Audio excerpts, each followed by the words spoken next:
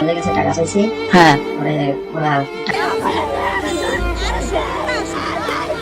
ভাবতে পারছেন, শুধুমাত্র একটা মোটরসাইকেলের জন্য নিজের বাবাকে হাতুড়ি দিয়ে পিটিয়ে পরপারে পাঠিয়ে দিলেন আপন ছেলে। হ্যাভি ওয়ার্ডস, নারায়ণগঞ্জে ঘটে যাওয়া এক নির্মম বাস্তবতা, যেখানে রক্তের সম্পর্ককে শেষ করে দিল নেশা, লালসা ও দানবীয় আচরণ। কারণ একটাই, বাবা মোটরসাইকেল কিনে দিতে রাজি হননি।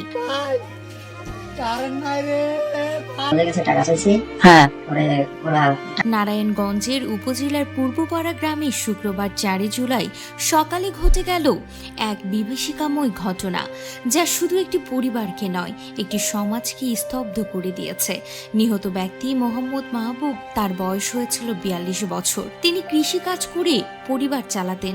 সাদাসিধে জীবন, সৎ উপার্জন। ছেলেকে ভালো মানুষ বানানোর স্বপ্ন ছিল তার, কিন্তু সেই স্বপ্ন আজ ভেঙে দিলেন সে ছেলে নিজেই। মাত্র 22 বছরের মোহাম্মদ ইয়াসিন হাতুড়ি দিয়ে নিজ বাবাকে এলোপাতাড়ি পিটিয়ে মেরেই ফেলেছে। এর পেছনের কারণ একটি মাত্র মোটরসাইকেল। একটি মোটরসাইকেল কেনার জন্য টাকা চেয়ে না পেয়ে এভাবেই বাবাকে শেষ করলেন। এই ঘটনার পর থেকে ছেলে মোহাম্মদ ইয়াসিন পলাতক রয়েছে। এলাকাবাসীরা জানান, নিহত মাহবুব কৃষিকাজ করতেন আর ছেলে মাদকাসক্ত ছিলেন বলে এমনটাই তারা জানতে পেরেছেন।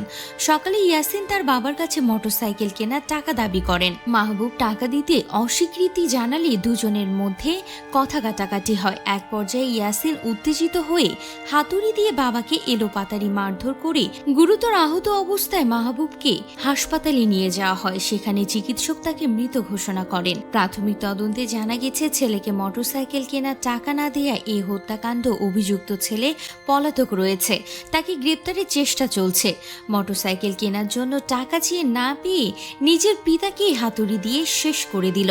এলাকাবাসী অবাক হয়ে গেছেন। এলাকাবাসীর অভিযোগ, ইয়াসিন নেশাগ্রস্ত ছিলেন এবং পারিবারিকভাবে বিভিন্ন সময় তাকে নিয়ে সমস্যা দেখা দিত।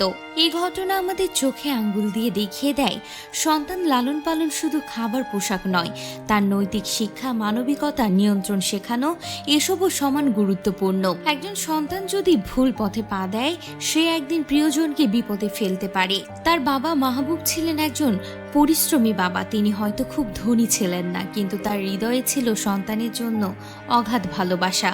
আর সেই হৃদয় আজ থেমে গেছে নিজ ছেলের হাতে।